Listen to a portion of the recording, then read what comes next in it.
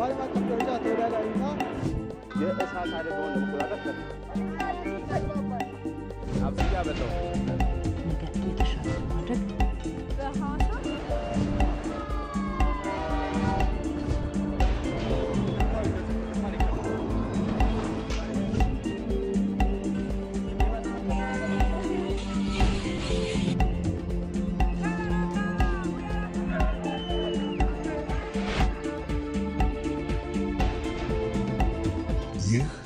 ኢትዮጵያ ቴሌቪዥን ነው።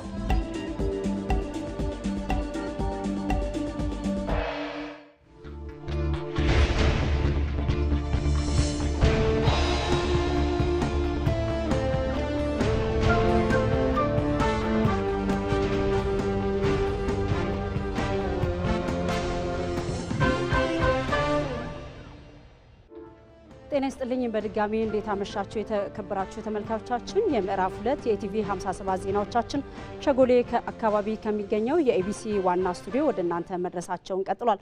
አበይት ርዕሶቹን አስቀድማለሁ።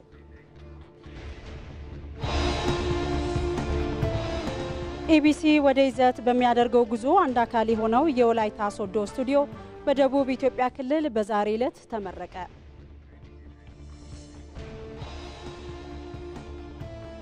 የፖለቲካ ፓርቲዎች ሀገራዊ አንድነትን በሚያጠናክሩ ጉዳዮች ላይ ሊሰሩ እንደሚገባ ተጠቆመ።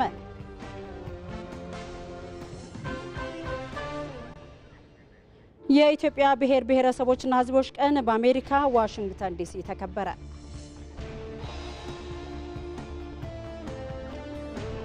ከውጭ የተኩስ አቁም ስምምነቱ ከፈረሰ የእስራኤል ጦር ወደ ሊባኖስ በጥልቀት ገብቶ እንደሚዋጋ የእስራኤል የመከላከያ ሚኒስትር ተናገሩ።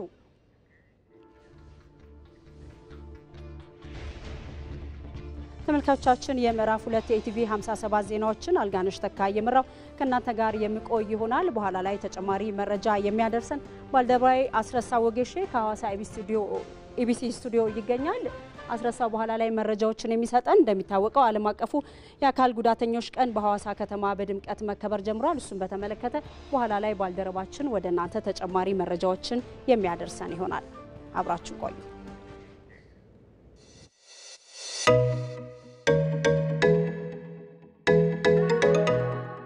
ኢቲቪ 57 የኢትዮጵያውያን የበኩር ድምጽ በመሆን ላለፉት 6 ዓመታት ከናንተ ጋር የዘለቀው ኢቲቪ የተመሰረተው በ1957 ነው።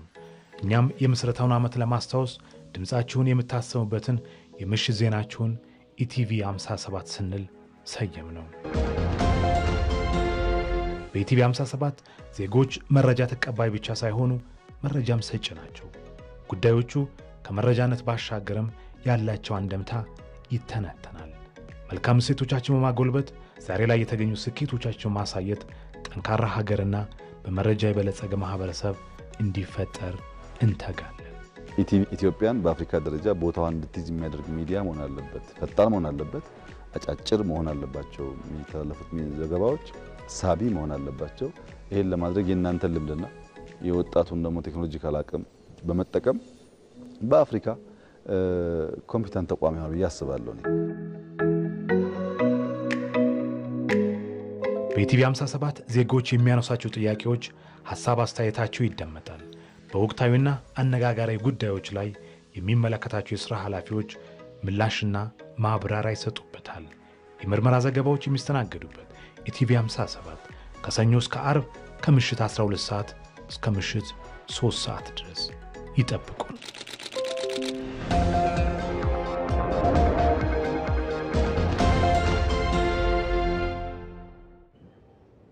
ከኢቲቪ 57 ዜናዎቻችን ጋር አብራችሁን ቆዩ።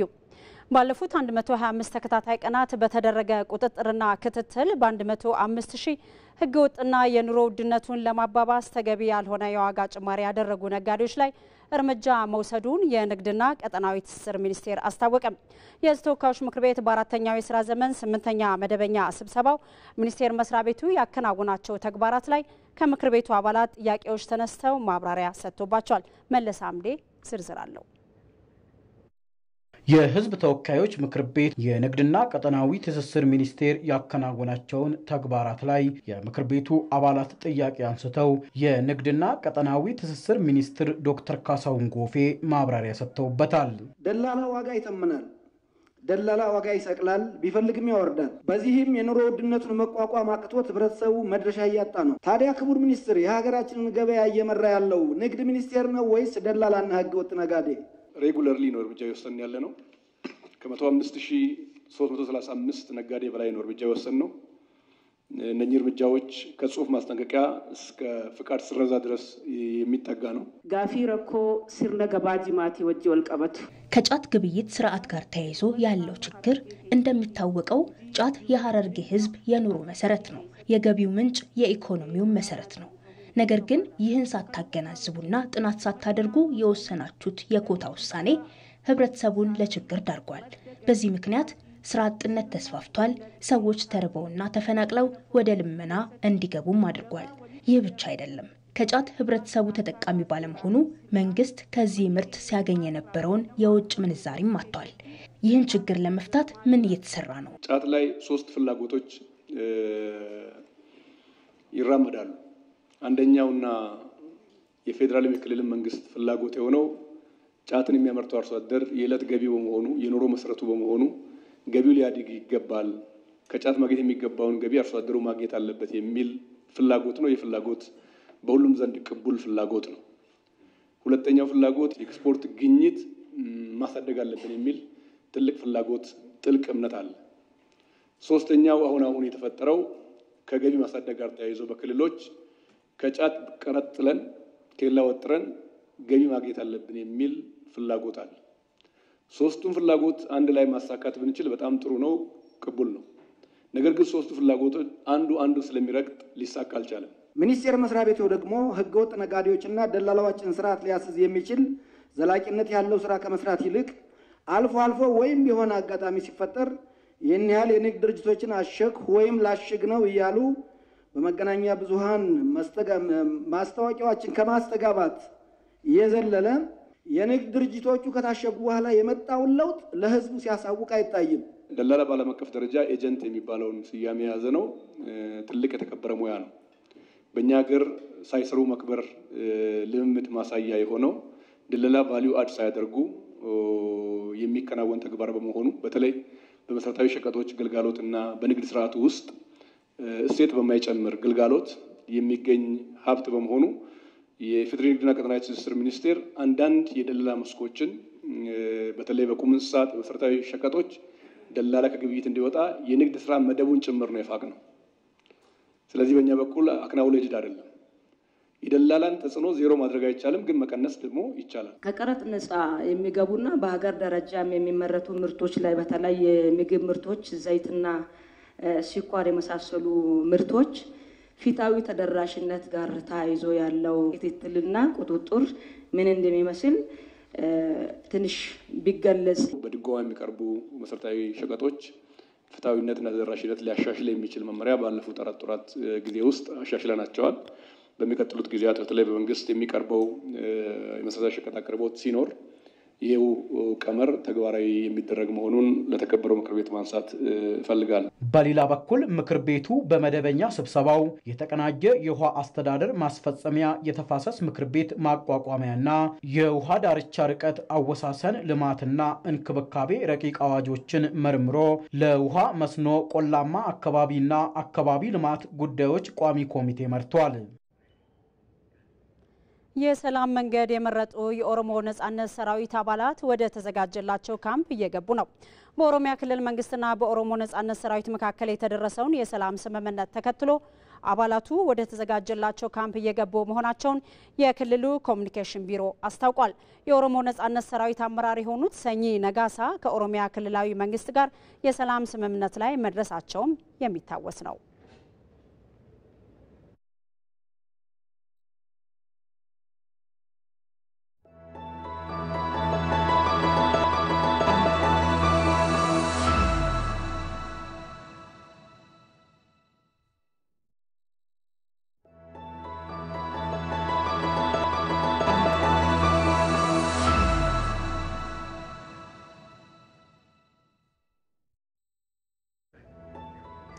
ኢቢሲ ወደ ይዘት ተጨማሪ የተቋሙ የይዘት ምንጭ የሆነው በዛሬው ዕለት በደቡብ ኢትዮጵያ ክልል የሚገኘው የወላይታ ሶዶ ስቱዲዮ በይፋ ተመርቋል። እሱን ወደ ተመለከተ ዜና አልፋለሁ። የኢቢሲ የወላይታ ሶዶ ስቱዲዮ የክልሉን የተፈጥሮ ጸጋዎች ለማስተዋወቅ ትልቅ እድል የሚፈጥር መሆኑን የደቡብ ኢትዮጵያ ክልል ርዕሰ መስተዳድር ጥላሁን ከበደ ተናገሩ። በተሟላ መልኩ ተጠናቆ ወደ ስራ የገባው ስቱዲዮው የሕዝብን ተጠቃሚነት ለማረጋገጥ ትልቅ አቅም የሚፈጥር መሆኑም ነው የተገለጸው። አለሚልፉ ዝርዝር አላት። ኢቢሲ ወደ ይዘት ተጨማሪ አማራጭ የሆነው የወላይታ ስቱዲዮ በተሟላ መልኩ ተጠናቆ ወደ ስራ ገብቷል። ስቱዲዮው የህዝቦች አንድነትን በማጠናከርና ተደብቆ የቆየን ቱባ ባህል በማስተዋወቅ ረገድ ያለው ሚና ከፍተኛ መሆኑን የገለጹት የደቡብ ኢትዮጵያ ክልል ርዕሰ መስተዳድር ጥላሁን ከበደ ለክልሉ ተጨማሪ አቅም ይፈጥራል ብለዋል። እኛ ወደ ስቱዲዮ ነበር ከዚህ በፊት ለመሄድ የምናስበው። ስቱዲዮ አሁን ወደኛ መጥቷል። እውነተኛና ተአማኒ የሆነ መረጃ ለህዝብ ያደረስን የህዝብን አቅም ከፍ አድርገን በህዝብ ውስጥ ቱባ ባህሉን የተጋመደውን አንድነትን የበለጠ ከፍ አድርገን እውነትም ደቡብ ኢትዮጵያ የሰላም ተምሳሌት፣ የመቻቻል ተምሳሌት፣ የብልጽግና ተምሳሌት በተግባር እንዲሆን ለማድረግ ትልቅ አቅም ነውና ይሄ ስቱዲዮ ልንጠቀመው ልንገለገለው ይገባናል። የወላይታ ዞን አስተዳዳሪ ጴጥሮስ ወልደማርያም በበኩላቸው በወላይታ ሶዶ የተከፈተው የኢቢሲ ስቱዲዮ ለክልሉ እድገትና ልማት ፋይዳው የጎላ መሆኑን አንስተዋል። ለህብረተሰቡ ቅርብ በመሆን ማህበራዊ ኃላፊነቱን በመወጣትና ተደራሽነትን በማስፋት ኢኮኖሚያዊ፣ ፖለቲካዊና ማህበራዊ ጉዳዮችን በመተንተንና የመልካም አስተዳደር ጉዳዮችን በመፈተሽ ህዝቡ መረጃን የማግኘት መብቱን ይበልጥ እያረጋገጠ እንዲሄድ ምቹ ሁኔታ ይፈጥራል። ኢቢሲ ለሚያከናውናቸው ተጨባጭ የይዘት ስራዎች ዞኑም ሆነ ክልሉ የበኩላቸውን ድጋፍ አጠናክረው እንደሚቀጥሉ ጠቁመዋል። የዞናችንና የክልላችን እምቅ ባህል ሀብት እና ጸጋን በማስተዋወቅ እና ለህዝብ ግንኙነትን በማጠናከር ብሎም ኢንቨስትመንትን በመሳብ የሚጫወተው ሚና እጅግ የላቀ ስለሆነ ተቋሙን የሚያስፈልገው ሁሉ ድጋፍ ለማድረግ ያለንን ዝግጁ መሆናችንን በዞኑ አስተዳደር ስም ለመግለጽ እፈልጋለሁ። ለክልሉ ሰላም፣ ለክልሉ መቻቻል፣ ለክልሉ ብልጽግና አስተዋጽኦ ለማበርከት እንደ አንድ የክልል ተቋም እንዲገለገል እናደርጋለን ብላችሁ ቃል የገባችሁትን በዚህ አጋጣሚ ይሄንን ትብብር ይዛችሁ እንድትቀጥሉ አደራ እያልኩኝ ተቋማችን ነው። የሚጎለው ነገር እየሞላን ያለውን እየተጠቀምን የክልላችን ህዝቦች ሁለንተናዊ ብልጽግና ተረጋግጠው የውስጥ አንድነታችን ከፍ ብሎ ሁሉንም ባለንበት ይጠብቅ ያሳካልን እላለሁ። ኢቢሲ በየአካባቢው ያሉ ባህሎችንና ሀብቶችን ለሌሎች በማስተዋወቅ ብሎም የባህል ልውውጥና የህዝብ ለህዝብ ትስስርን በሚያጠናክሩ ስራዎች ላይ በትኩረት እንዲሰራም ተጠይቋል። የኢቲቪ 57 ዜናዎቻችን አሁንም እንደቀጠሉ ናቸው። ተመልካቾቻችን የአካል ጉዳተኞችን ሁለንተናዊ ተጠቃሚነት ለማረጋገጥ አጀንዳዎችን የሁል ጊዜ ማድረግ እንደሚገባ የሴቶችና ማህበራዊ ጉዳይ ሚኒስትር ዶክተር ኤርጎጌ ተስፋዬ ገለጹ። ዓለም አቀፍ የአካል ጉዳተኞች ቀን የአካል ጉዳተኞችን የመሪነት ሚና በማጉላት አካታችና ዘላቂ ልማትን እናረጋግጥ በሚል መሪ ቃል በኢትዮጵያ ለ32ኛ ጊዜ በሐዋሳ ከተማ እየተከበረ ነው። የአካል ጉዳተኞችን ተጠቃሚነት ለማረጋገጥና ደህንነትን ለማስጠበቅ አካታች ፖሊሲ ተግባራዊ እየተደረገ ነው ያሉት የሴቶችና ማህበራዊ ጉዳይ ሚኒስትር ኤርጎጌ ተስፋዬ የአካል ጉዳተኞች ጉዳይ ከዚያ ያለፈ ተግባራዊ ምላሽ እንደሚፈልግም ገልጿል። በበዓሉ ላይ የፌዴራልና የክልል የመንግስት የስራ ኃላፊዎች፣ የአካል ጉዳተኞች ፌዴሬሽንና ማህበራት አመራሮችና አጋር አካላትም ተሳትፈዋል። ተመልካቾቻችን እዚህ ጉዳይ ላይ ነው የምንቆየው። በዚህ ጉዳይ ላይ ተጨማሪ መረጃዎችን ሊያደርሰን ሪፖርተራችን አስረሳው ወገሼ ከሐዋሳ ኢቢሲ ስቱዲዮ በቀጥታ መስመራችን ላይ ገብቷል። እንዴት አመሸህ አስረሳው? ወደ ጥያቄ ሳልፍ ቀደም ሲል ለመግለጽ እንደሞከርኩት በዓለም አቀፍ ደረጃ የአካል ጉዳተኞች ቀን ዛሬ እየተከበረ ነው። በሐዋሳም በኢትዮጵያ ደረጃ ለ32ኛ ጊዜ ነው እየተከበረ ያለውና እስቲ ቀኑ ሲከበር በዋናነት የተነሱ ጉዳዮች ምንድናቸው? ለአካል ጉዳተኞች ምን መደረግ አለበት ተባለ?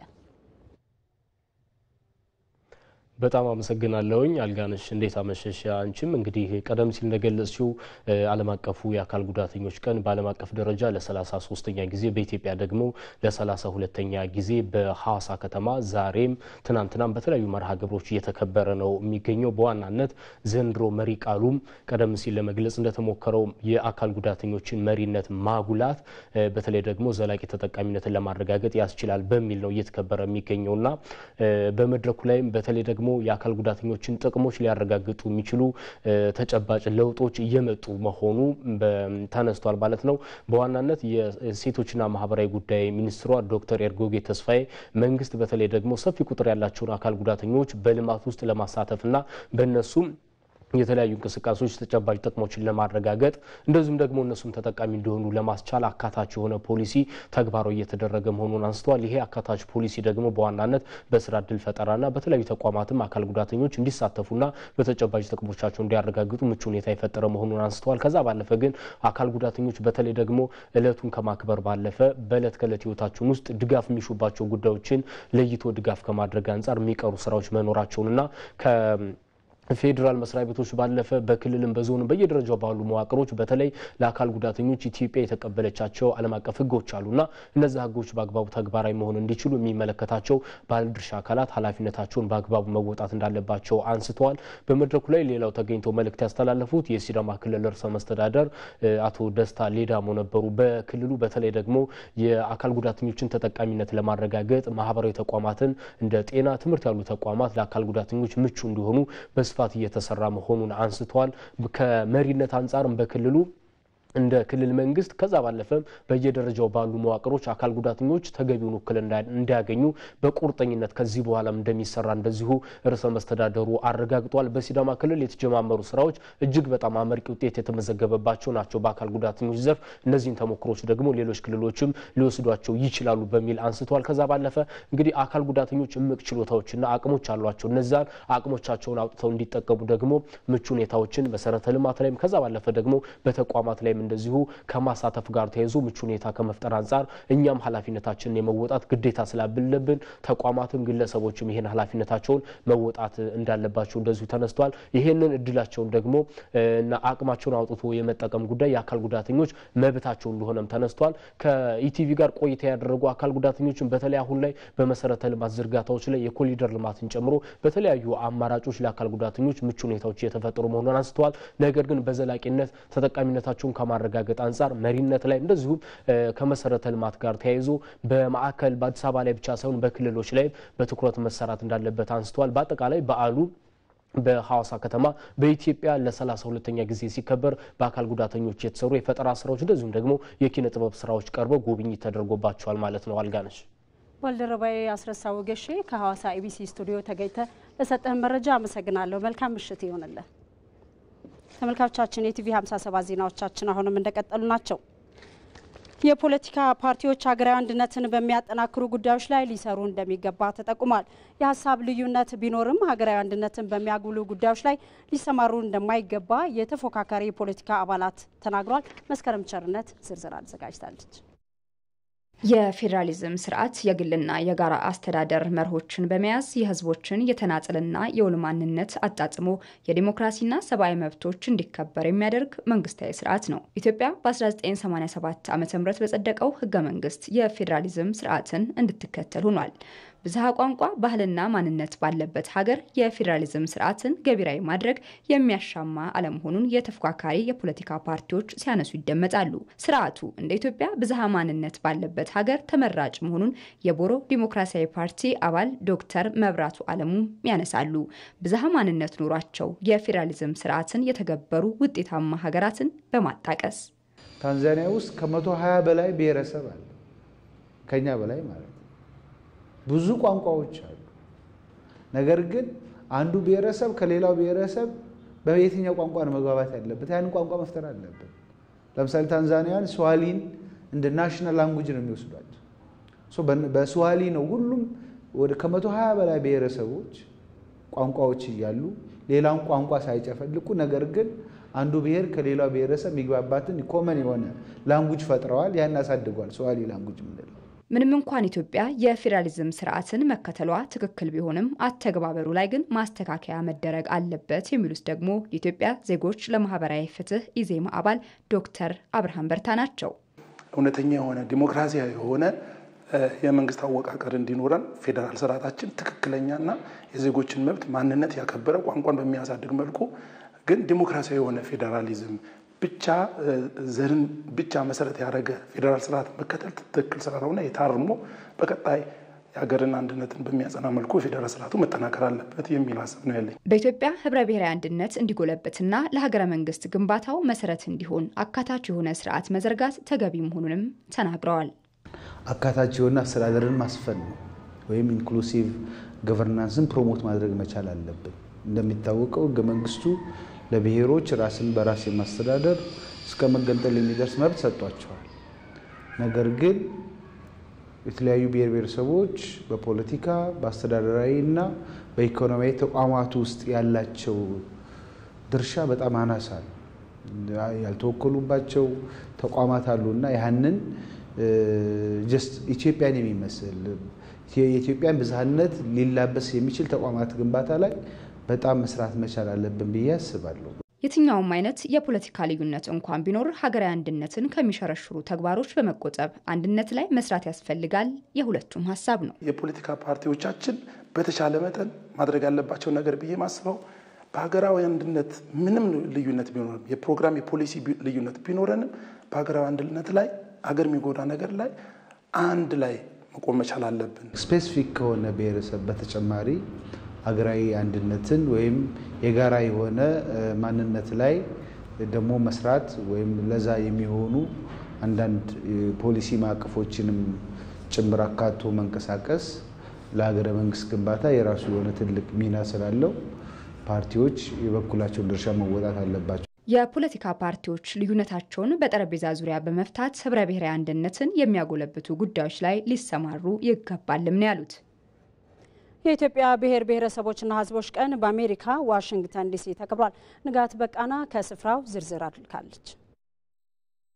አገራዊ መግባባት ለህብረ ብሔራዊ አንድነት በሚል መሪ ቃል ዘንድሮ ለ19ኛ ጊዜ እየተከበረ ያለው የኢትዮጵያ ብሔር ብሔረሰቦችና ህዝቦች ቀን ዋሽንግተን ዲሲ በሚገኘው የኢትዮጵያ ኤምባሲ በርካታ ቁጥር ያላቸው ኢትዮጵያውያንና ትውልድ ኢትዮጵያውያን በተገኙበት በድምቀት ተከብሯል።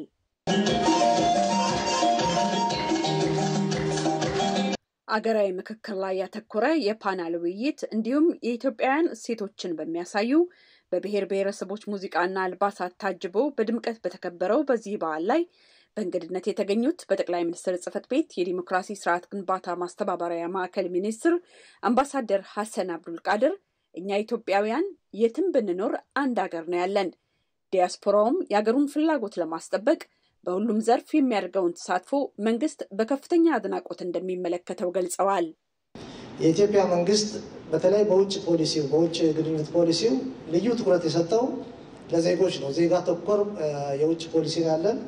ዜጎቻችን በየትኛውም የዓለም ክፍል ውስጥ መብታቸው፣ ጥቅማቸው ተከብሮ የሚፈልጉት ድጋፍ ደግሞ ባሉት ኤምባሲዎች በኩል እንዲያገኝ ጥረት ያደርጋል። ከዚህ ጎን ለጎን ደግሞ በተለይ የሀገራችንን ብሔራዊ ጥቅም የሀገራችንን ኢንተረስት በየትኛውም ዓለም ላይ ሆኖ ለመታገልም ወይ ደግሞ ለመጠበቅ ያላችሁ ቁርጠኝነት በዚህ አጋጣሚ እንዳመሰግን ይፈቀድልኝ። የኢትዮጵያ ብሔር ብሔረሰቦችና ህዝቦች በዓልን ስናከብር የበለጸገች ታላቂቷን ሀገር ለመገንባት ቃል ኪዳናችንን በማደስ ነው ያሉት የኤምባሲው ጉዳይ ፈጻሚ አምባሳደር አስቴር ማሞ ዲያስፖራውም ለሀገሩ አምባሳደር ሆኖ በመቆም የጸረ ድህነት ዘመቻው ላይ በጋራ እንስራ ሲሉ ጥሪያቸውን አስተላልፈዋል። እኛ ኢትዮጵያውያን ከሚለያዩን ጉዳዮች ይልቅ አንድ የሚያደርጉን ይበልጣሉና መግባባት ላይ በማተኮር አገራችን የተያያዘችው የልማት ግስጋሴ ላይ አሻራችንን ልናሳርፍ ይገባል ብለዋል የበዓሉ ተሳታፊዎች። የተለያዩ ችግሮችም ወይ ጥያቄዎችንም ብኖረን ጥያቄዎችን እየጠየቅ አንድ በሚያደርጉን ነገሮች ላይ አንድ መሆንና መረባረብ ያስፈልገናል ብዬ እገምታለሁ። ዲያስፖራ የምንገኝ ኢትዮጵያውያን ደግሞ ያው ስብስብ ብለን እንደዚህ እያከበርን ነውና ሌሎችም ደግሞ በሚቀጥለው ዓመት የበለጠ ቁጥር ሆነን ከዚህ በላይ በስተን ጥያቄዎች ተመልሰው ያለ መግባባት ተፈተው በአንድነት በሚቀጥለው ዓመት በደምቀን እንደምንታይ ጥርጥር የለኝም። እንደ ኢትዮጵያ በዚህ ልክ ተሰባስበን ስንል ያው ሀገራችንን ከማንም በላይ ልንጠብቅ እንደሚገባ ነው የተረዳው። ወደ ልዩነት የሚመሩንን አጉል ትርክቶች ወደ ጎን በመተው ለህብረ ብሔራዊ አንድነታችን በጋራ እንቁም ሲሉም መልእክታቸውን አስተላልፈዋል። ንጋት በቃና ዋሽንግተን ዲሲ። ወደ ውጭ ዜና አልፋለሁ። የተኩስ አቁም ስምምነቱ ከፈረሰ የእስራኤል ጦር ወደ ሊባኖስ በጥልቀት ገብቶ እንደሚዋጋ የእስራኤል የመከላከያ ሚኒስትር እስራኤል ካትዝ ተናገሩ። ሚኒስትሩ የተኩስ አቁም ስምምነቱ በሊባኖስ በኩል የሚፈርስ ከሆነ በሊባኖስና በሂዝቦላህ መካከል ልዩነት አለ ሳንል ሰፊ ጥቃት እንሰነዝራለን ብሏል። ፔንታጎን በበኩሉ በእስራኤልና በሂዝቦላህ መካከል ያለው የተኩስ አቁም ስምምነት በጥሩ ሁኔታ ቀጥሏል ሲል ትናንት መግለጹ የሚታወስ ነው። ጥቃቅን ክስተቶች ተከስተዋል፣ ነገር ግን ስምምነቱ በስራ ላይ ነው ሲልም የፔንታጎን ቃል አቀባይ ተናግሯል። በሌላ በኩል እንደ አውሮፓውያን አቆጣጠር ኦክቶበር 2023 በእስራኤል ላይ ከደረሰው ጥቃት በኋላ በጋዛ ውስጥ ከታገቱት የአሜሪካና የእስራኤል ዜጎች መካከል የተወሰኑትን የሚያሳይ ተንቀሳቃሽ ምስል የሐማስ ክንፍ ባለፈው ቅዳሜ በማህበራዊ የትስስር ገጾቹ ላይ ማሰራጨቱም የሚታወስ ነው። ይህን ተከትሎም የጠቅላይ ሚኒስትር ቤንጃሚን ኔታንያሁ መንግስት ታጋቾቹን በአፋጣኝ እንዲያስለቅቅ ከፍተኛ ጥሪ እየቀረበለት ይገኛል።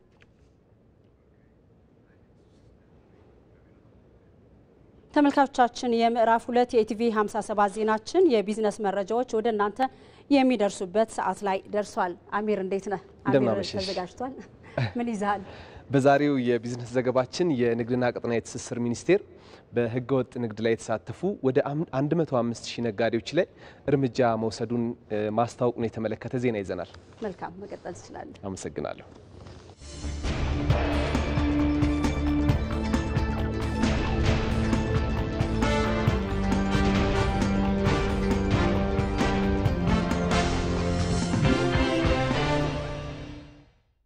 ከእያንዳንዱ ከውጭ ሀገር ከተላከ ገንዘብ ጀርባ ትጋት፣ ጽናት፣ ዓላማና ፍቅር እንዳለ እንረዳለን። ወደ ሀገር ቤትም ደርሶ ትልም እንደሚያሳካ፣ ጉድለት እንደሚሞላ፣ ወዳጅነት እንደሚያጠናክር ጠንቅቀን እናውቃለን። ፍቅራቸውን ለመግለጽ ወዳጅ ዘመዶቹ ከውጭ ሀገር ወደ ሀገር ቤት የላኩት ገንዘብ ከገንዘብ በላይ ትርጉም ያለው ነውና በላቅ የደንበኞች አገልግሎትና በክብር ማስረከብ ለእኛም ክብራችን ነው።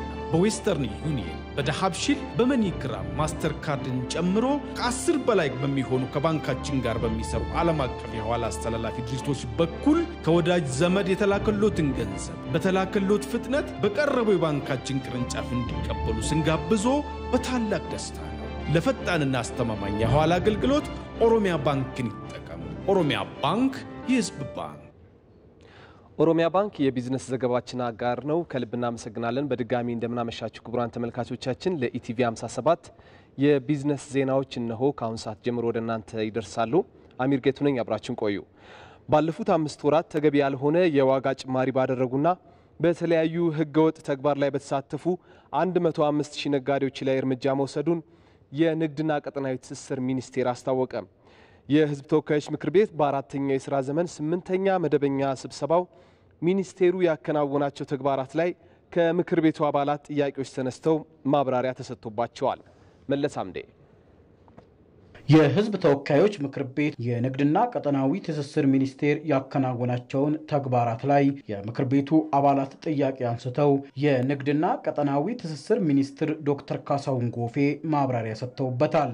ደላላ ዋጋ ይተምናል፣ ደላላ ዋጋ ይሰቅላል፣ ቢፈልግም ያወርዳል። በዚህም የኑሮ ውድነቱን መቋቋም አቅቶት ህብረተሰቡ መድረሻ እያጣ ነው። ታዲያ ክቡር ሚኒስትር፣ የሀገራችንን ገበያ እየመራ ያለው ንግድ ሚኒስቴር ነው ወይስ ደላላና ህገወጥ ነጋዴ? ሬጉለርሊ ነው እርምጃ የወሰን ያለ ነው። ከ105,335 ነጋዴ በላይ ነው እርምጃ የወሰን ነው። እነኚህ እርምጃዎች ከጽሁፍ ማስጠንቀቂያ እስከ ፍቃድ ስረዛ ድረስ የሚጠጋ ነው። ጋፊ ረኮ ሲርነ ገባጂ ማቲ ወጅ ወልቀበቱ ከጫት ግብይት ስርዓት ጋር ተያይዞ ያለው ችግር እንደሚታወቀው ጫት የሐረርጌ ህዝብ የኑሮ መሰረት ነው። የገቢው ምንጭ የኢኮኖሚው መሰረት ነው። ነገር ግን ይህን ሳታገናዝቡና ጥናት ሳታደርጉ የወሰናችሁት የኮታ ውሳኔ ህብረተሰቡን ለችግር ዳርጓል። በዚህ ምክንያት ስራ አጥነት ተስፋፍቷል። ሰዎች ተርበውና ተፈናቅለው ወደ ልመና እንዲገቡም አድርጓል። ይህ ብቻ አይደለም። ከጫት ህብረተሰቡ ተጠቃሚ ባለመሆኑ መንግስት ከዚህ ምርት ሲያገኝ የነበረውን የውጭ ምንዛሪም አጥቷል። ይህን ችግር ለመፍታት ምን እየተሰራ ነው? ጫት ላይ 3 ፍላጎቶች ይራመዳሉ።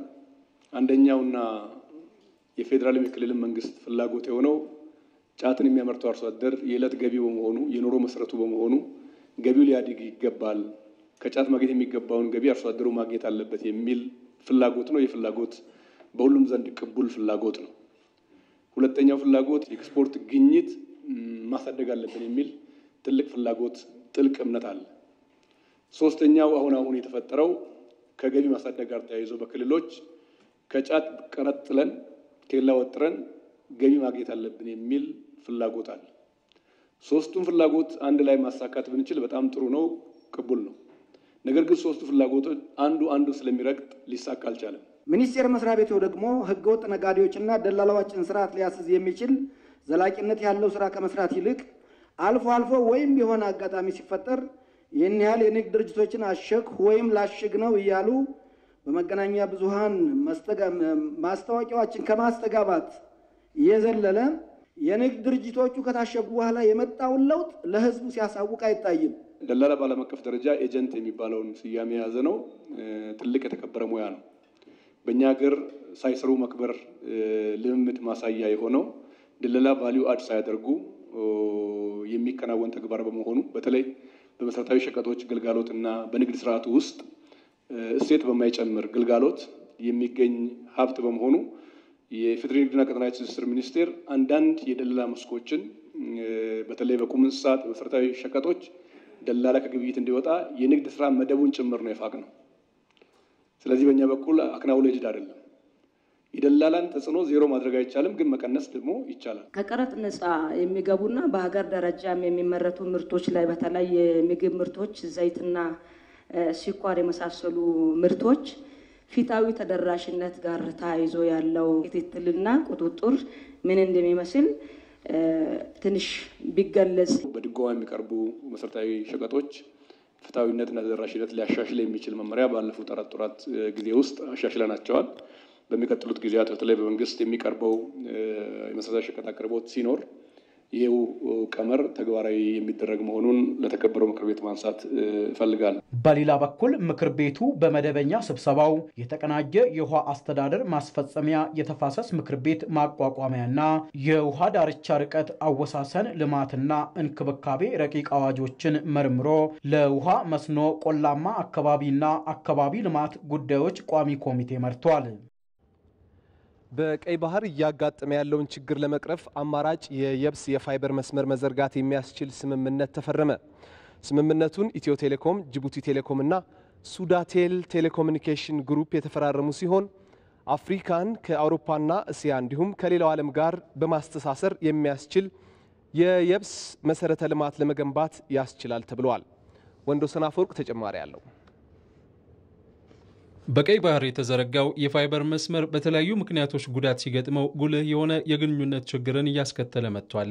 ይህንን ችግር ለመቅረፍ በማሰብም ኢትዮ ቴሌኮም፣ ሱዳቴልና ጅቡቲ ቴሌኮም በሶስቱ ሀገራት የሚያልፍ አማራጭ የየብስ ፋይበር መስመር ለመዘርጋት የሚያስችል ሆራይዘን ፋይበር ኢኒሼቲቭን አስጀምሯል። በዛሬው ዕለትም የአጋርነት ስምምነት ተፈራርመዋል።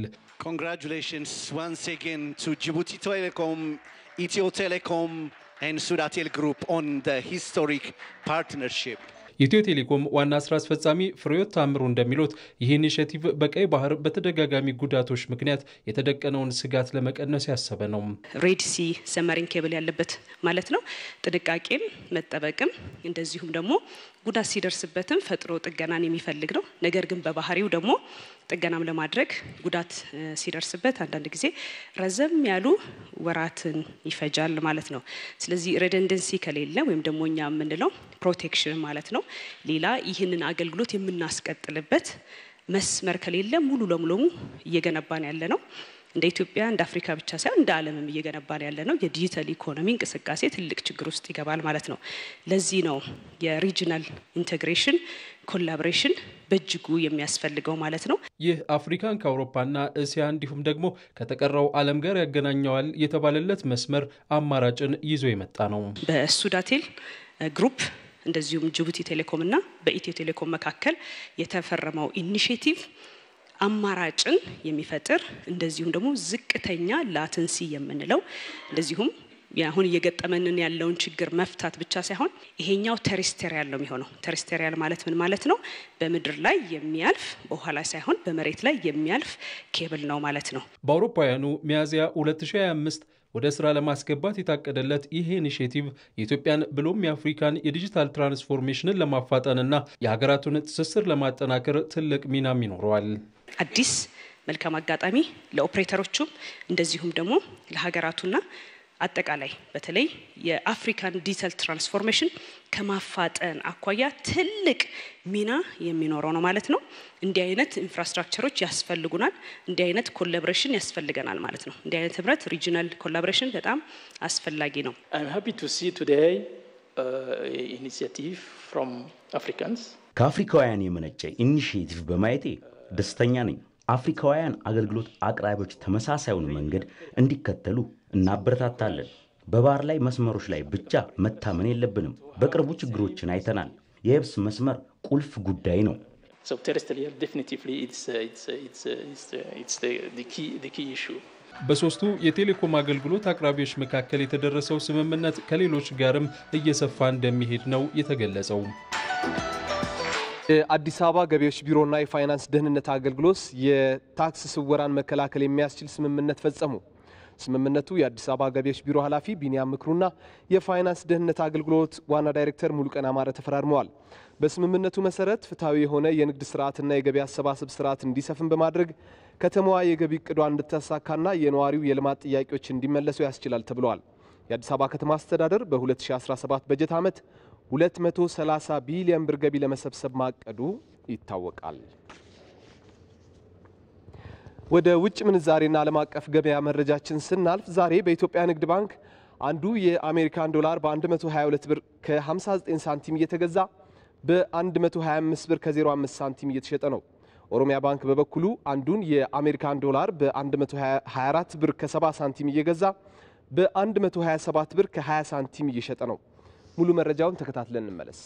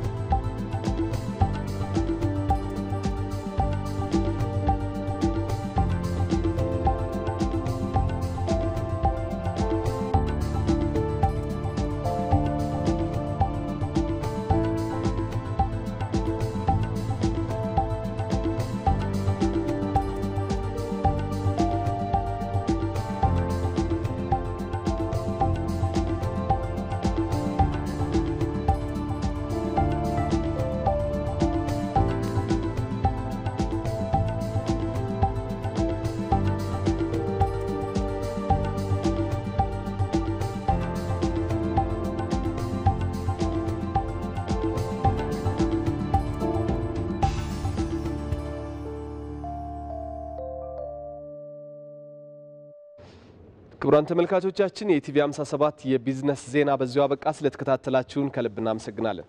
አልጋነሽ ወደ አንቺ ልመለስ። አመሰግናለሁ አሚር ለመረጃዎች። አመሰግናለሁ።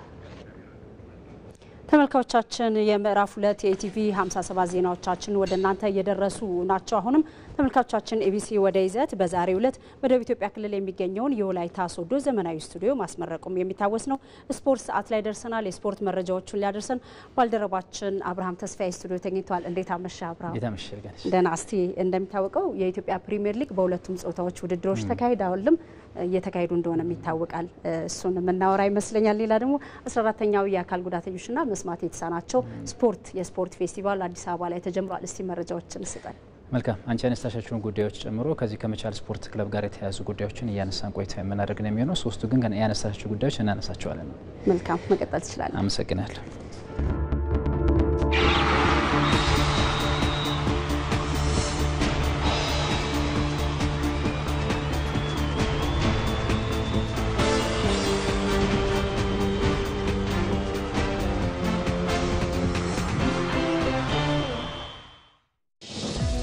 ጊዜውን በበለጠ በፈጣኑ ጊዜ ላይ እንገኛለን።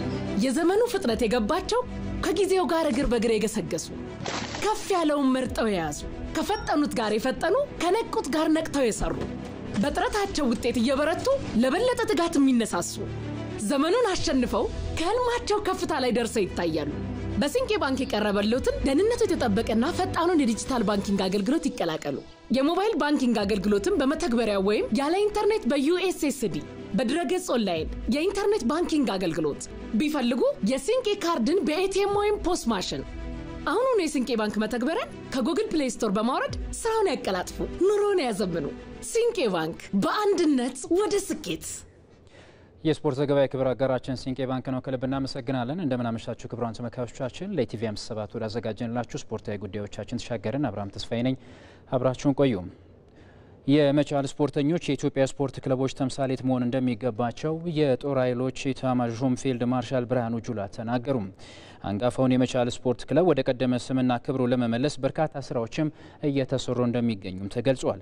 በሁለተኛው የአፍሪካ የጦር ኃይሎች ስፖርት ፌስቲቫል ለተሳተፈው የስፖርት ልዑኩም አቀባበል ተደርጎለታል። ሀብታሙ ካሴ ሁለተኛው የመላው አፍሪካ የጦር ኃይሎች ስፖርት ፌስቲቫል በርካታ ሀገራት ተሳትፈዋል። የኢትዮጵያ መከላከያ ሰራዊትም በክለቡ መቻል ስፖርት ተወክሎም በ7 ወርቅ በ8 ብርና 2 ነሐስ እንዲሁም 10 ዲፕሎማ በማስመዝገብ አጠናቋል። በፌስቲቫሉ ስኬታማ ጊዜን ያሳለፈው ቡድኑ አዲስ አበባ ሲገባም ደማቅ አቀባበል ተደርጎለታል። የኢትዮጵያ መከላከያ ሰራዊት ምልክት የሆነው የመቻል ስፖርት ክለብ በኢትዮጵያ ብዙ ታሪክ ያለውና የአንጋፋ ስፖርተኞች መፍለቂያ መሆኑን ያስታወሱት ጠቅላይ ኤታማዦር ሹሙ ፊልድ ማርሻል ብርሃኑ ጁላ ስመገናናነቱን ከተቋም አልፎ ሀገርን ባስጠሩ ስፖርተኞች ውጤት ማረጋገጥ ተችሏልም ብለዋል። መቻል ናችሁ፣ አንጋፋ ናችሁ፣ የአንጋፋ የአገሪቷ ተቋም ተወካዮች ናችሁ፣ የኢትዮጵያም ተስፋ ናችሁ። ኢትዮጵያ ከናንተ ብዙ አትሌቶች፣ ብዙ እግር ኳስ ተጫዋቾች፣ ብዙ የመረብ ኳስ ተጫዋቾች በሁሉም የስፖርት ዲሲፕሊን ከናንተ ሰው ትፈልጋለች። ስለዚህ በዛ ደረጃ ራሳችሁን ማሰብ ያስፈልጋል። የክለቡን የቦርድ አመራር ከመቀየር ጀምሮ በአዲስ አደረጃጀት በማዋቀር ለስፖርት ክፍሉ አስፈላጊ የሆኑትን ሁሉ በማሟላትና በኢኮኖሚ ምክንያት ክፍተት እንዳይፈጠር በጀት በመመደብ መቻልን ወደ ተፈለገው አቅጣጫ ማምጣት እየተቻለ መሆኑንም ፊልድ ማርሻል ብርሃኑ ተናግረዋል። ቦርድ በመቀየር ማኔጅመንቱን በማስተካከል እና የስፖርት ሰው ሊኖረው የሚገባውን ዲሲፕሊን፣ ጨዋነት፣ ባህል፣ ታታሪነት፣ የሥራ ባህል እንዲያድግ በማድረግ ነው እና የኢኮኖሚክ ችግሩም እንዲፈታ ብዙ ጥረናል። ወደፊትም ብዙ እቅዶች አሉን። ስለዚህ ወደምንፈልገው እየመጣችሁ ነው። መንገድ ላይ ነው ያላችሁ። መጣችሁ አልጨረሳችሁም፣ ግን እየመጣችሁ ነው። ይሄንን አጠናክራችሁ ቀጥሉ። እንደ ተቋም መከናወን ያለባቸውን ተግባራት ሁሉ በመስራት ኢትዮጵያን የሚመጥን በመልካም ዲሲፕሊን የተገነባና ለሌላው ክለብ አርአያ መሆን የሚችል የስፖርት ቤተሰብ መገንባት እንደሚገባም አመላክተዋል።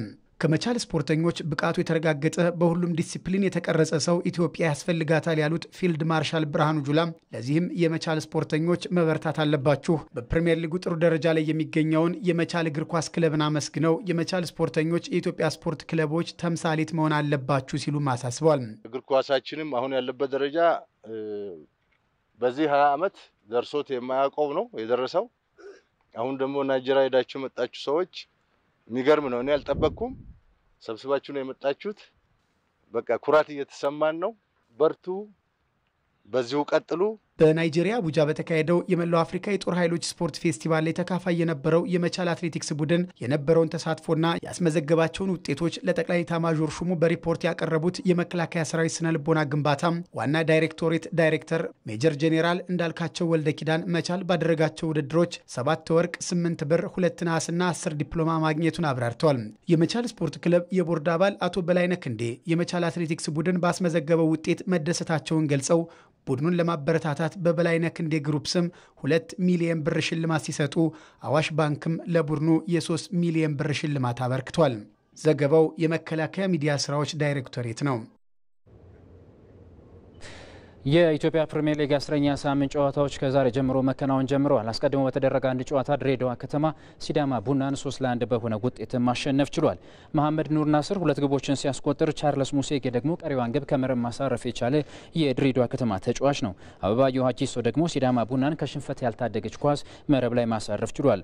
ድሬዳዋ ከተማ ማሸነፉን ተከትሎ ነጥቡን 15 በማድረስ ወደ ሁለተኛ ደረጃ ከፍ ብሎ ሲቀመጥ ሲዳማ ቡና በ13 ነጥቦች በሊጉ 8ኛ ደረጃ ላይ ተቀምጧል።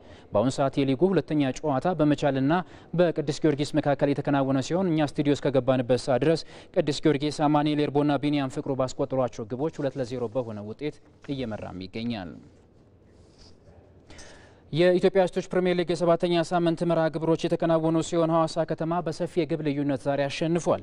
ከባህር ዳር ከተማ ጋር የተጫወተው ሐዋሳ ከተማ በተጋጣሚው ላይ 6 ግቦችን አስቆጥሮ ነው ማሸነፍ የቻለው። ሙሽ ዳንኤልና ፀሐይነሽ ሹላ እያንዳንዳቸው 2 ግቦችን ሲያስቆጥሩ ህጸገነት ግርማና ሰላማዊት ጎሳኤ ደግሞ አንዳንድ ግቦችን አስቆጥረዋል። ሐዋሳ ከተማ ማሸነፉን ተከትሎ በ16 ነጥቦች የሊጉን መሪነትም ከልደታ ክፍለ ከተማ ተረክቧል።